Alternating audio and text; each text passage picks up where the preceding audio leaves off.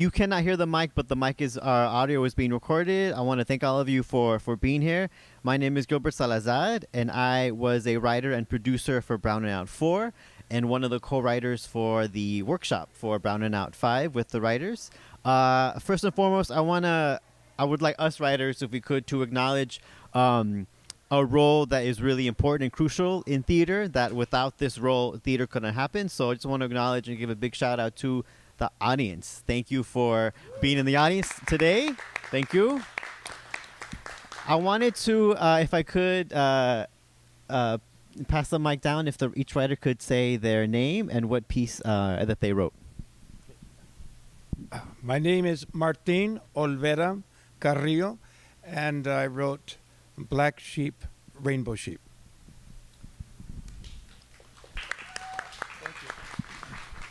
My name is Conrado Terrazas Cross. I wrote Are You Gay or Latino?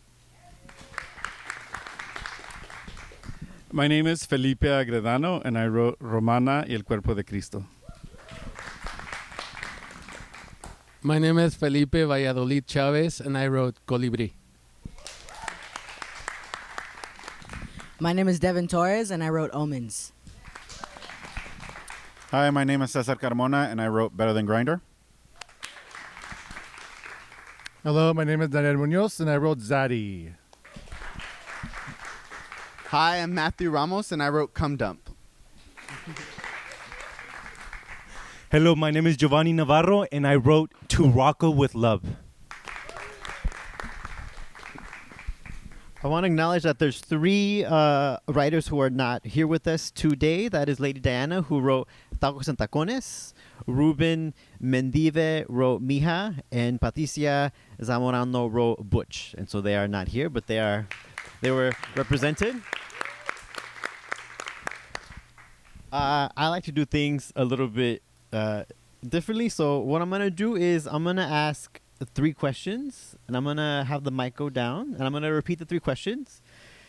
Whatever question is activating you, or whatever question you would like to respond to, let that be the question that we hear.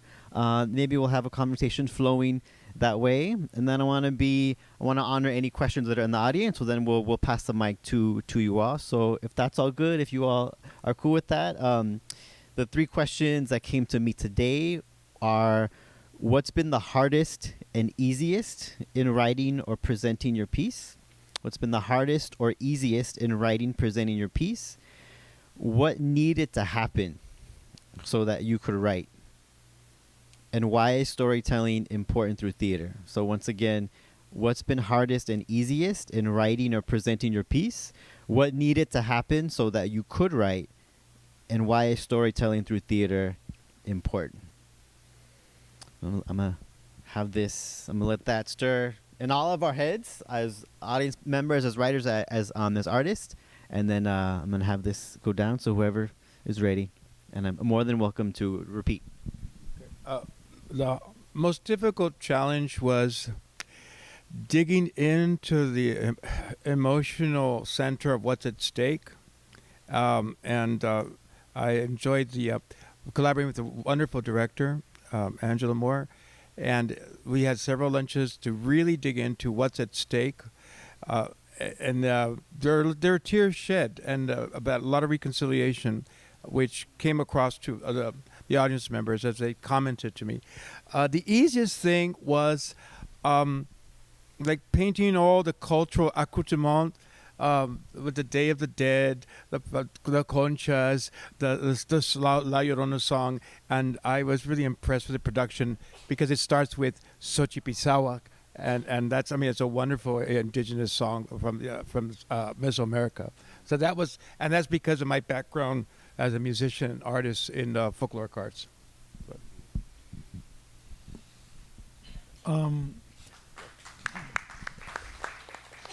I'm going to answer the same question. I think the hardest for me, first of all, was figuring out what story to write about, looking at my just experiences I've had. And the most difficult, I think, is, mine was more the human part of it, because I was telling a political story based on historical fact. And it was really a challenge for me to make it more human. And during the great workshops that we have, the fellow writers and our instructor or instructed me to lighten it up. I brought in some jokes, and I think it needed more work. But I think that's the thing that was most difficult for me. And the last 5 or 6 classes were rewriting, getting criticism, getting input, which was all great, but it was difficult to hear that. But it was good for my writing process. The easiest part is I love the writing. I don't know, it just flowed out of me. The writing, of course, writing is always rewriting, but that was the easiest part of me, the part I enjoyed the most. For me, I think the biggest challenge was how to insert our histories, how to collect these stories, these narratives, because since 1492, with the advent of European Catholicism and Christianity upon the Americas, since Omen, and this clashing of cultures, it's meant that LGBT histories have been shot out of the process, have been shot out of the stories, and inserting ourselves into all these narratives of spirituality, if it's a seance and a black sheep, rainbow sheep, or if it's in Padre Nuestro and Colibri, or if it's fighting the political establishment, the Virgen de Guadalupe wallet in Cum Dump, and having queer voices, LGBT voices, trans voices in every space of our spirituality, of our identity, has been a challenge. How do we insert and document that very important spiritual, emotional, love, religious into every space, into our churches, into our homes of worship, has been a challenge. And having seen Sister Roxana walk into a church and been denied her spirituality was a very difficult thing to see, to experience, and to also give her a place that's divine, that's worthy, that's emotional, that's spiritual, was a challenge. In my piece, I saw her as the return of Jesus, as a trans person of color. And if Jesus wasn't accepted the first time, definitely may not be accepted the second time. So it was very powerful to see Christ personified in Sister Roxana as coming as a trans person of color, as a woman of color, and how to capture that, and also how to make that funny too. That was how to make that. So that was a challenge for me.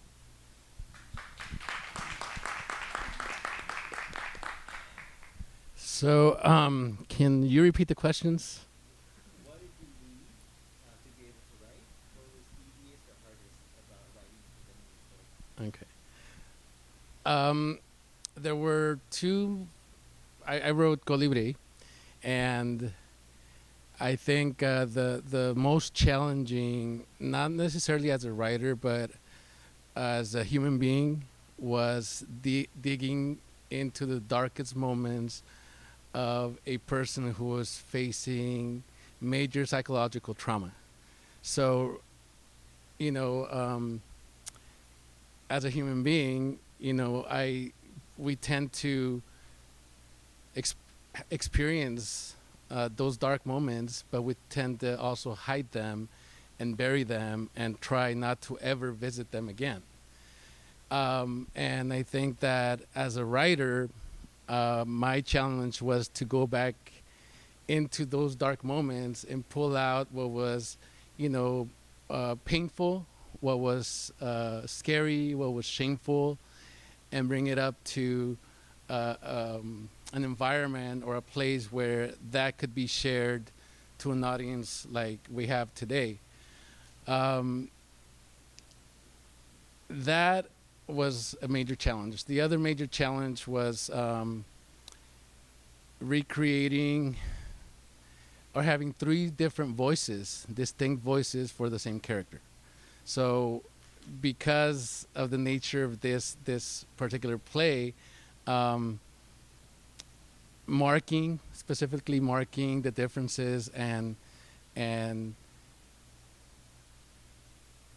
exposing the fear that one had versus the sense of security that the other one had, and the sense of just being an asshole who wants to make sure everything is ruined for this person. It was a challenge. At the end of the day, they were all the same person. So there was a third question that you had, Gilbert, that I okay. So anyway, so those were the challenges that I had. Thank you.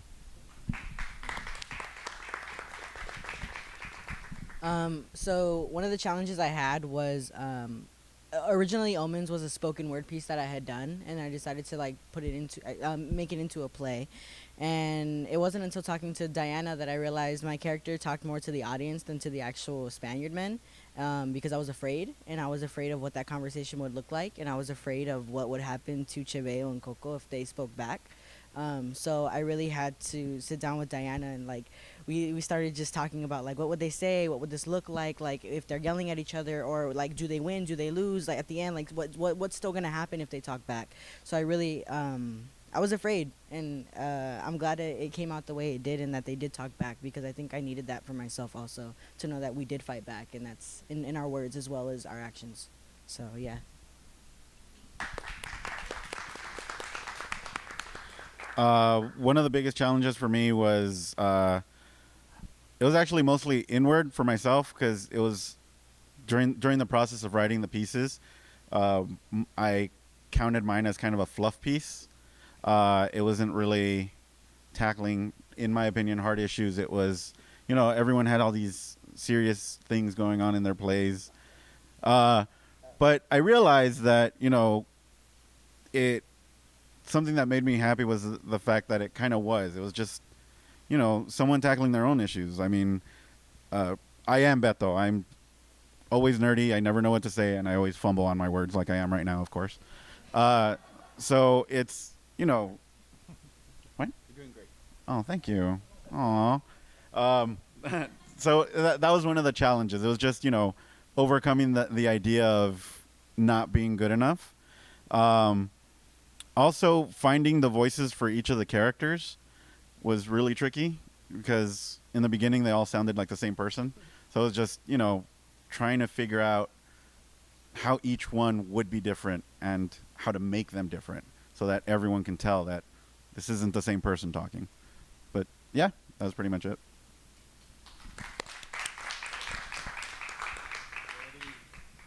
So one of the easiest and one of the hardest things, one of the easiest things for my play of Zaddy was the title. I knew I wanted to do a play called Zaddy, but mainly I knew I wanted to do a play about a younger gentleman and an older gentleman meeting at this bar, just because that's an experience I've had in my life. And I'm not going to say which one I am.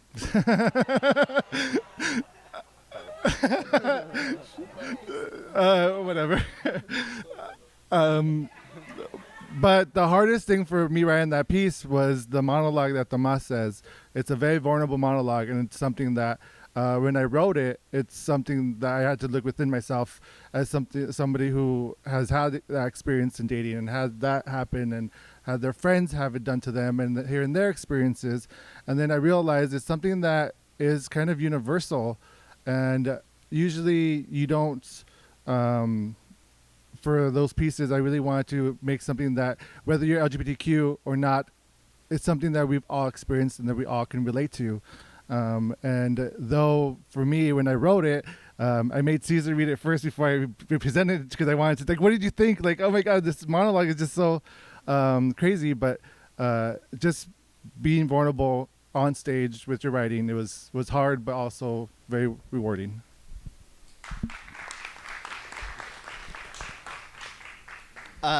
So the question I'm going to answer is what I needed.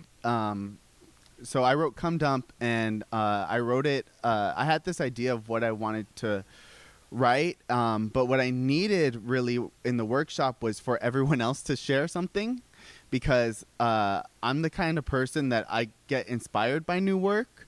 So coming into the workshop and having like 5 people read their stuff in the process was like, okay, oh, you're talking about that. Okay, well, I'm going to talk about, I have an idea that I want to share, you know? And so I needed other people to open up, for me to open up. And was there a second part to that question? No, right? So, yeah. So, and I got that from everyone. So, yeah, that's my piece.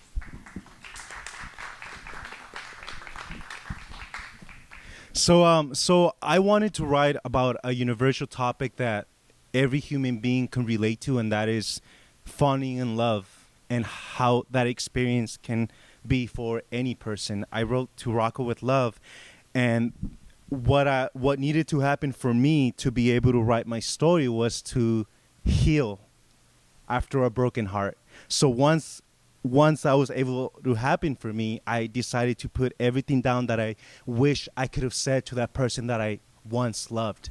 So that's what my piece was about. And so that's what needed to happen for me. I needed to heal first, and then to put it all on paper, and then to be able to see it on stage. And even though it happens between 2 homosexual men, it's a topic that anyone could relate to, because we've all been in a situation where maybe we met someone and we met unrequited love, and how that can be for any person. So that's what needed to happen to me as an artist, was to heal first.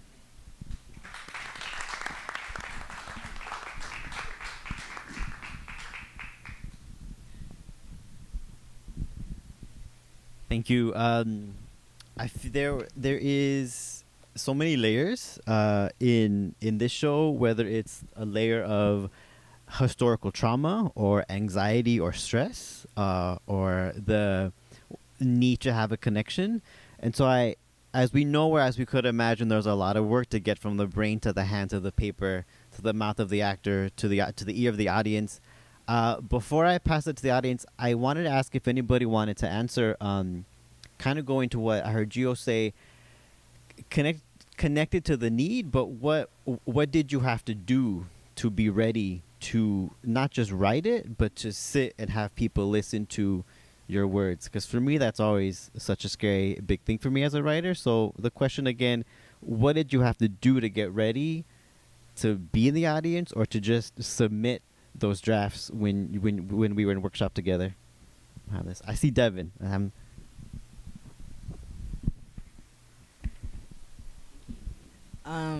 So I had to cry a lot, because I could see the story in my head, and I couldn't hear what they were saying at first, but just seeing it, I was like, okay, I know what all the actions are, and I'll figure out the words later. But I had to just like have dreams about it and just cry about it and just let it happen to me and feel what I was feeling, so that I knew exactly what I wanted the audience to feel, like the sadness and like the hurt, but also like the connection and the joy that came afterwards and the hope that came afterwards. Because I didn't feel sad after everything, and so yeah, I really had to cry.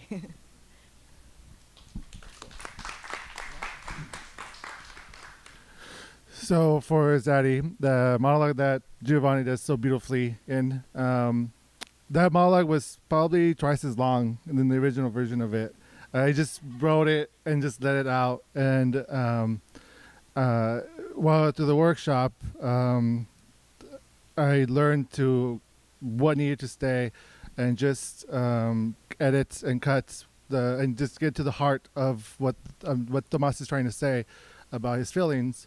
And with that, I was able to be more confident with myself as well, and understand, like, I'm not alone in this. Like, other people can feel this way as well. So I think that's what I needed after writing it.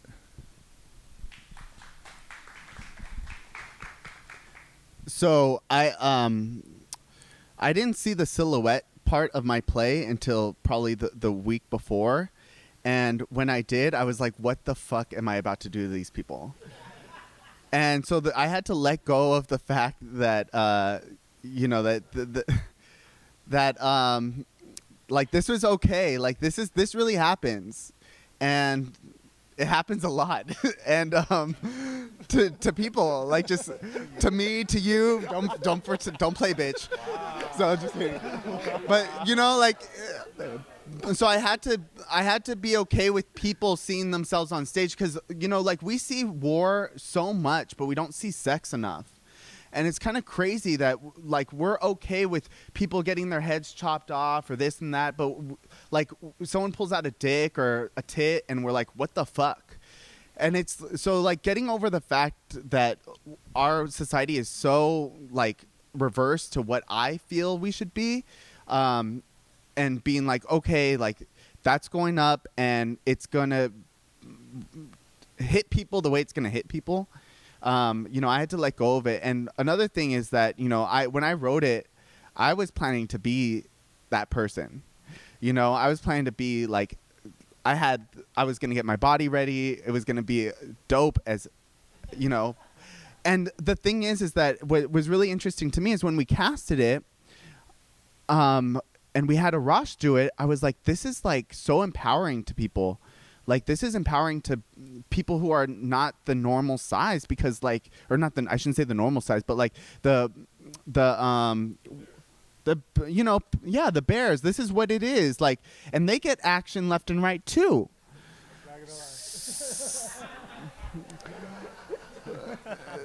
So I had to change my own perceptions about what it is to be, you know, what sexuality is and what people think are sexy, because everyone can be sexy.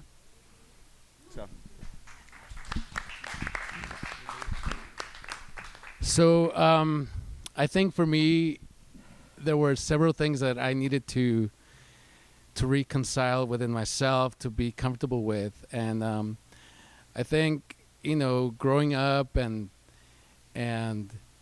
you know, being taught certain things, you when you think you are a good boy, someone who does their homework, someone who does everything that they're asked to do, you're thinking, well, I'm doing all the right things. Why are these other things happening to me when I'm doing everything I'm supposed to do? So that's as a 10-year-old who's questioning religion. And you know, sometimes sometimes people believe that everything that comes from God is the truth, and that's the only truth there is. And I think over time, with just becoming more analytical and more aware of myself, I began to challenge those things that were taught to me. That, along with the AIDS epidemic in the 1980s, which just left people traumatized. You know, I was traumatized with, you know, all the visuals that I saw on television, all the things. And I think through Colibri, I am able to express the conflict that somebody's going through, not just with HIV and AIDS, but also through religion and family and all the things that are taught by institutions, which we tend to think are the only things that are true. At some point, we began to challenge that and began to think about what is true to us individually, and that's when we become more free. I think I needed to be okay with that, you know, and even after I became okay with it, I still wasn't completely comfortable in bringing it out to the public. So I think part of the workshop, the process, was also helpful in healing myself and also making me as the writer more open and kind of distance myself from those things that I saw as these major institutions that always felt so powerful. And I think what came out of all of that is that I can be powerful myself without having to be oppressed by the institutions that at some point in my life I looked up to 100%.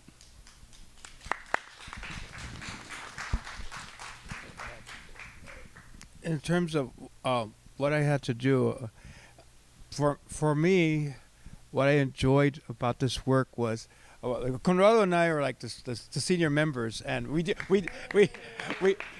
actually said and it was nice to have somebody, you know, like an age peer. But I mean, it really was because we could ask each other what does that word mean? What does that word mean? We couldn't decode everything, So, so and it was very comforting. We had to we were comforting each other. So anyway, Everybody has a voice. yeah, and I came into this thinking, well, it's like the black box, and it's the ritual. It's a healing place. It's a ritual place, and it was very gratifying for me to just let go and submit. Do what they tell you to do. I mean, it's like it was such a relief from all the daily pressures, and I'm jubilated. I don't just use the English word. I'm jubilated, but it was such a relief to be told, oh, you gotta do this, you gotta try that, and you go back to work and you do it. Because in the ritual circle of healing, these are not your elders, but these are healing peers, and they're there to heal you all together. They're not going to let you fall apart, So it was wonderful to feel that, and within our own, I call it. I like the Spanish word. Comunitarios originales, the original communities, and especially like Devin, and like it was wonderful because the original communities, that circle of healing was always popping up. It was always popping up. Yeah, we get pissed off, but it was popping up anyway. And so that for me was, what I had to do is just you submit and you trust. And, when they say, this is what you do, you did it, and it astounded. And my dad's here. He's had a good time. So.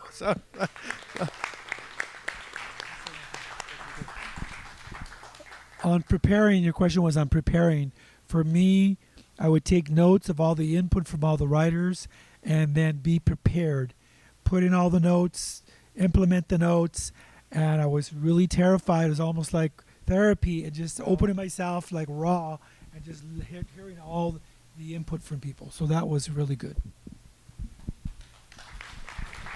All right, my people, I'm going to bust out Masali, Jesse, Rafael, cue the red glasses. Does anybody have a question from the audience to ask to any of the writers? I see you. We're going to go. I'm going to hand this up there.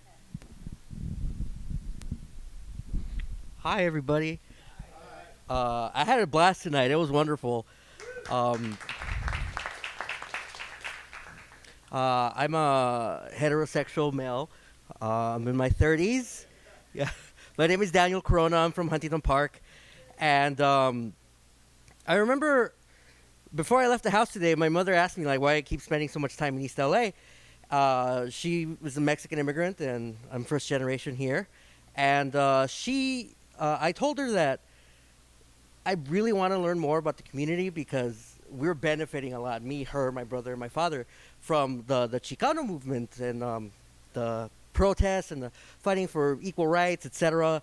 I was born in White Memorial Hospital. They treated my mom very well, and for the most part, came out all right. But if it wasn't for this community and its rich history, and then its boldness and its strength, I don't think my mother and I would be doing too well right now, especially with the way things are now. But what I wanted to ask was some of the pieces felt very bold, very in your face. The thing I loved about the show in its entirety is the variety. Some things were very sweet and sincere. Some things were kind of aggressive, but in a kick-ass punk rock kind of way. I'm immediately thinking about Butch, about Omens, and about Cum Dump. But no offense to anybody. But To Rocco with Love was my favorite because, as cynical as I am, I'm also very romantic. And I was like, oh, she's like, if only I had the strength to stand up for myself too. She's being a pushover. But did anybody feel the need to be bold, to be in your face, to be aggressive with what you were presenting? Yeah, that's my question. Anybody feel like you had to attack the material in that manner? Thank you. The need to be bold or aggressive. I grew up in Huntington Park too. Yay, HP. And being part of that immigrant community, I think there was a lot of voices here, a lot of spiritualities, a lot of the way we see God and Goddess, and the very experiences and sexualities that we have, and for me, it was also very important that it not only be bilingual, that it be also very Spanish heavy, to reflect part of immigrant community, immigrant spirituality, and also that, those Pentecostal churches that we see in every block, at every corner, that they need to also be inserted into this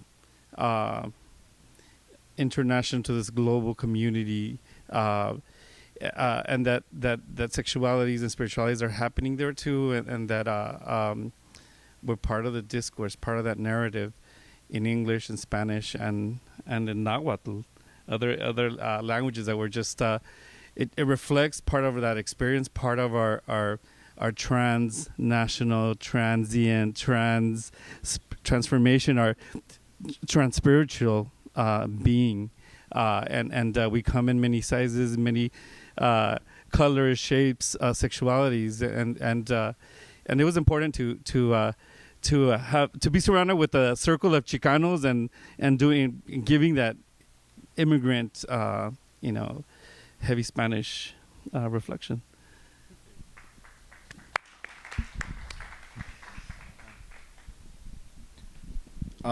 For my piece specifically, like I said, everyone's piece tackled like really tough subjects. It was the exact opposite for me. It's what I wanted to do was not tackle a tough subject, because a lot of times when you see queer stories, it's about, serious things that happen in the world. I was part of last year's Brown and Out, and a lot of them were very serious subjects, and that's kind of what inspired me to write a piece for this Brown and Out, was normalize everything, and not have, you don't always have to tackle a tough subject. We're backtracking a little bit, sadly, because of certain events, but we're getting to a place where, being trans is okay. No one's making a big deal of it, where being queer and coming out isn't that big of a deal anymore. And it was kind of my idea to present that in a way where it's like, it's not a big deal. He has a crush on a guy. All right, move on. And that's kind of what inspired me to do that and push against, tackling a tough subject.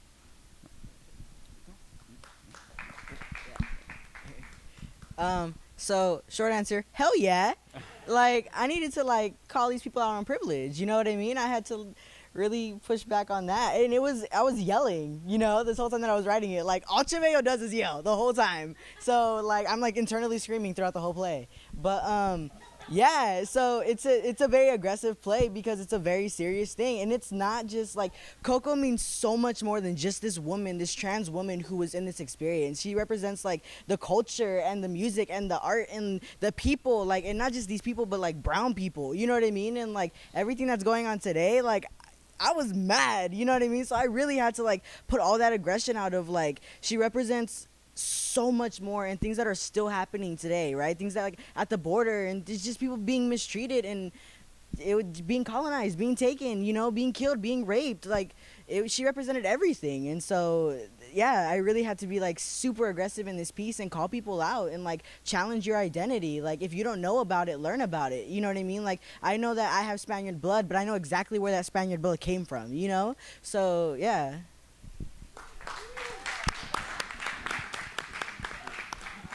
I'm on that train of hell yeah. Because part of it that I wanted to, why I said I wanted to hear the other people's stories is because I knew that I wanted a piece that stood out. And one thing that wasn't being talked about so much was sex. So I figured, fuck it, I'll make up for all the sex that's not being had. And I'll show that.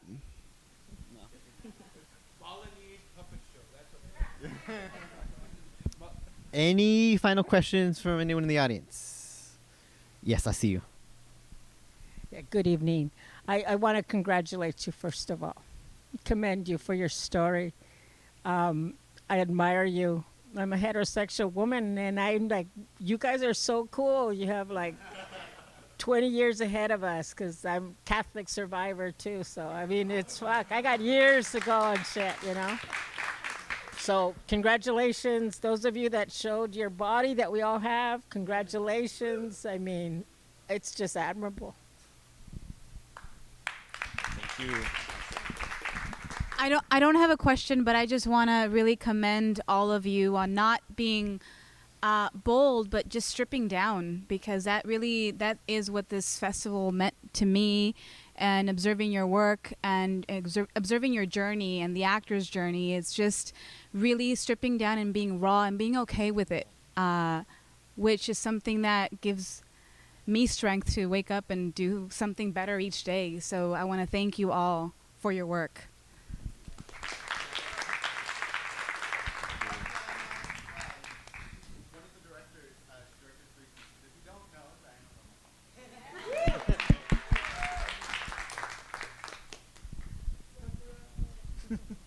Hi. So I want to know how it feels to see your piece being performed. I always wondered that, like as a writer, how it feels that your piece is being performed, and it's like your characters are alive. So I'm just very interested in that. All right, how did it feel? Let me hear from three, if folks, if we could. One, thank you. So I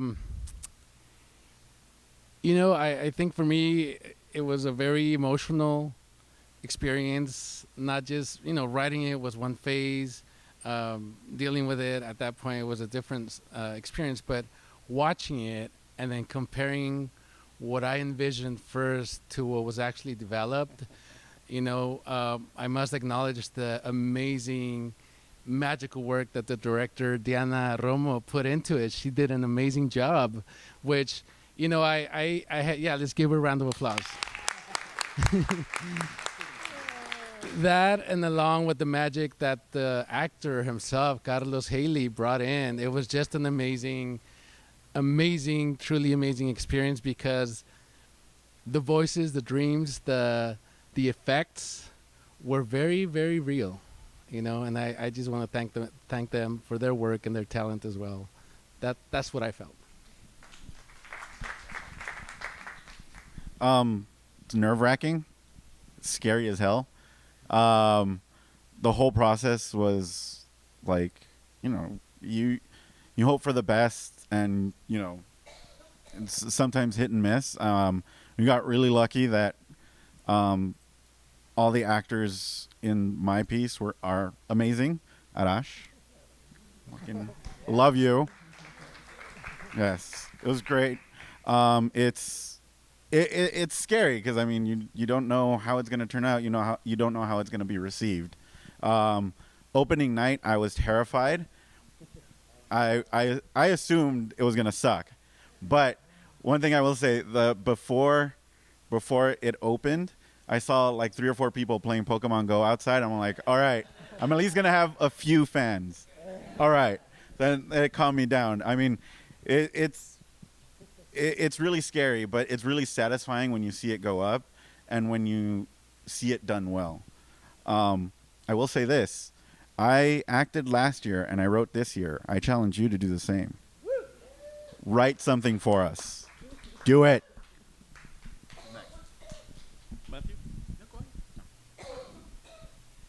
It was I wrote Romana, El Cuerpo de Cristo, and for me it was beautiful. It was a roller coaster of emotion. It was also therapeutic to see a wrong done. A place that I considered a warm place, saw the church receive us, and to reject a person from the body of Christ because of their sexuality was very traumatic. I think writing and seeing it performed, and I hopefully had that justice undone, and seeing the early parts of the play performed by the actors.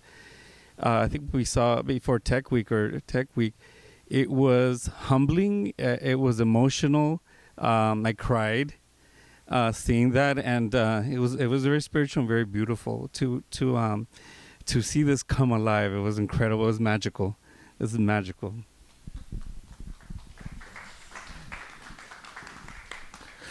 So I was very nervous before we even started pre-production, and then we got cast, and I got the wonderful Teddy, and Giovanni, and Bree, who are amazing. So I went to a rehearsal, and Benjamin, who was the director of my piece, Benny Perez, I saw the rehearsal, and I was like, I'm good. Like, they knocked it out of the park during the rehearsal that I went to. I was like, this show is going to be amazing. And opening night comes, and you guys saw it. They do a fucking amazing job on there. So I really am grateful. Also, I just want to say, like, us as playwrights, like, we worked together for 10 weeks, and it's amazing to see, like, where it came from to where it is now. Like, there's pieces that I was with, like Conrado's piece, like, you're when they end, it always gets me choked up at the end. It's just beautiful to see, like, we worked together for 10 weeks. We're like the graduating class of Browning Out 5 together. And it's like it's just beautiful to see everyone's work up there. So it was awesome. So I didn't have very much time for feelings because I was editing the film. I directed the film and I edited it. And so thank you. It wasn't until like a week before opening, I was like, the film was like almost done. I'm like, yes, like I can't wait for people to see this. And then I saw the silhouettes and I was like, what the fuck? No one's gonna even remember the film because they're just gonna talk about like how Matt's a slut. And then I just, you know what? After I saw it a few times, I was like, you know what? This is funny. This is funny as fuck. And so one thing that was hard for me was I took myself. I decided. I auditioned to be an actor in Browning Out 5, but I decided after I got the call back that I wouldn't go to the callback, and I was just going to focus on producing and on finishing the film and doing all of that. And that was really emotional because our actors are so fucking good.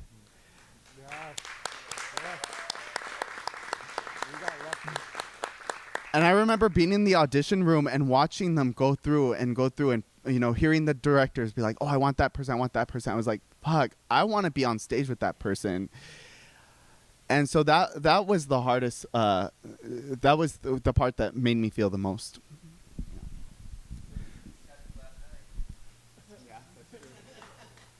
I jumped in last night. Gavi, to answer your question, what it feels like to see your work on stage. This is the second play that I've written that I've seen on stage. But with this one, because it was made out of a personal, it was a personal thing that I had lived. It is hard to let go and give it to somebody else so then they can direct it. It's hard letting go of anything. So when you write something so personal and you give it to somebody so they direct it, it's a scary thing. On opening night, I was, hearing the voices, and I remember just feeling very proud. And I remember just praying and saying, thank you, God, for letting me live that experience, because it made me stronger, and it reminded me that, I must value myself. We must love ourselves before anything else. And, when Rocco says that line, no, my dignity is much more important. Every time I hear that line, it hits me every time. And I'm just like so grateful that I get to share this space with all these artists and to hear the words that I've written and that I wish I had said to that person that broke my heart. And reliving that, it's healing, but it's just, it gives you a sense of pride and just gratitude. So I'm very, very grateful. And I'm so thankful to the actor who plays Shen Hekel and Carlos. But yeah, so that's how it feels like, Gavi. It feels amazing.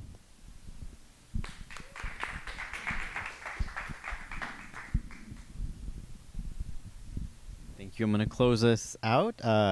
just as has already been done, honoring the actors that are present, that have been on stage, the directors who gave their vision to the page, and to the writers who offered the pages. Our closing question for everyone is this: in connection to gratitude, if you could name one person, one place, or one idea to express gratitude to in either your piece or this whole experience, who would that be? Once again, if you had to name one person or one idea or one place that you wanted to say you were grateful for in being able to present this piece or in this experience, who would that be? I'm going to have this go. I'll embarrass him, but I'm very grateful to my father because this play was personal. And I was one of those closeted people, and my mother's reaction was not positive, and the family reaction was not positive. And it took me a long time to talk to my father, and my father said, "Mijo, I don't care. I love you anyway."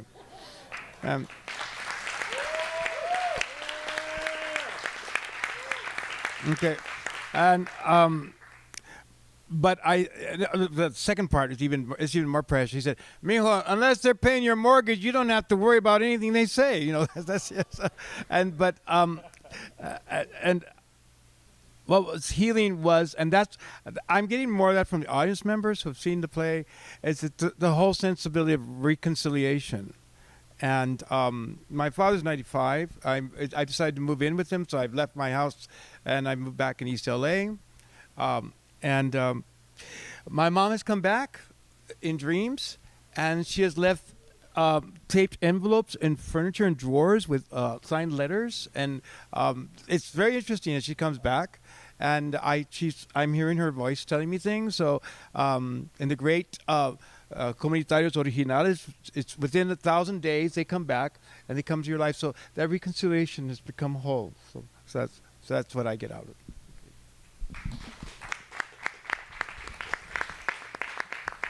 The one person for me that I have much gratitude to is to my husband, Kenneth Terrazas Cross. I am one of the producers of the musicals we do here, and he pushed me to write. He says, "You got to do something, not just produce, but write your stories." And so I really appreciate him pushing me. I'm really busy. We're all busy, but to go to those 10, 11 classes, and I will cheat. I will say our two instructors, yourself, and the other gentleman who taught us, Richard Villegas, you guys were awesome. And I really recommend you take the courses. We're really, really awesome. Thank you. Wow. One person, right? Romana has been a shero for me, and a woman that I admire of breaking those barriers, showing men, what women can do. And Karina did a fabulous job of portraying her. When she was brought back to life, I was amazed. Claudia did an exceptional job of directing this and putting this all together. And I'm not going to be a chillon or a crybaby, right? But when the executive producer, Abel, told me who was cast as Roxana, Sister Ana, it was a very spiritual, very strong motion to know that this, even on this stage, a ministry is continuing for LGBT people. And I really appreciate Gabriela for playing that role of Roxana. It's amazing the way Goddess is moving to change lives, change hearts, and include all our stories here. Thank you, Gabriela, for your performance. Yes.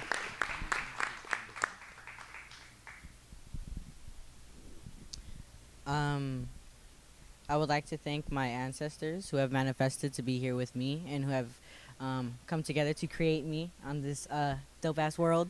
And I would also for the person, I just want to say thank you to Gabriela, Shen, and Diana for creating this and surviving through this with me. Tlazo Kamati, Nimitz Nekwi. I thank you so much, and I love you both, all three. That was adorable. Seriously. Manny, my partner.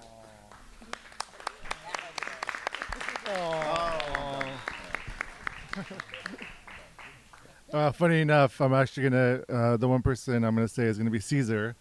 Uh, he actually got me involved in the program here, so I appreciate.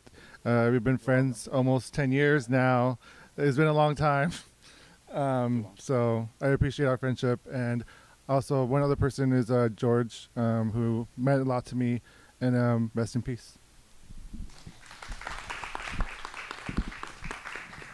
God, I'm just grateful for evolution. Like I feel like I've lived many lifetimes and I'm still like living the fucking life. And I think everyone here is part of my evolution. We've all been in process together. Like we've gone from having a page to 15 pages too many.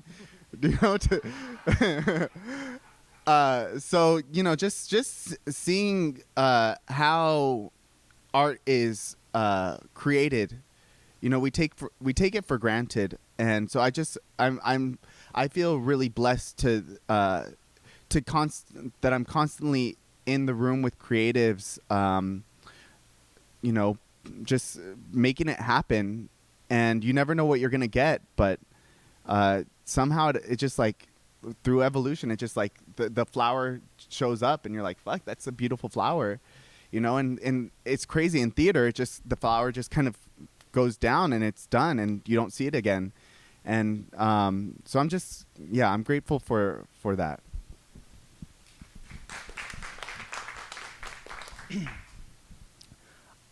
I am very grateful to God, first of all, for everything that He has given me. And also, one person that comes into mind is my friend, who in the middle of my mess told me this line, and I'll never forget. She said, Giovanni, in this life, we live, we love, we fall, and then we learn. And it's okay. So I'm very grateful for that.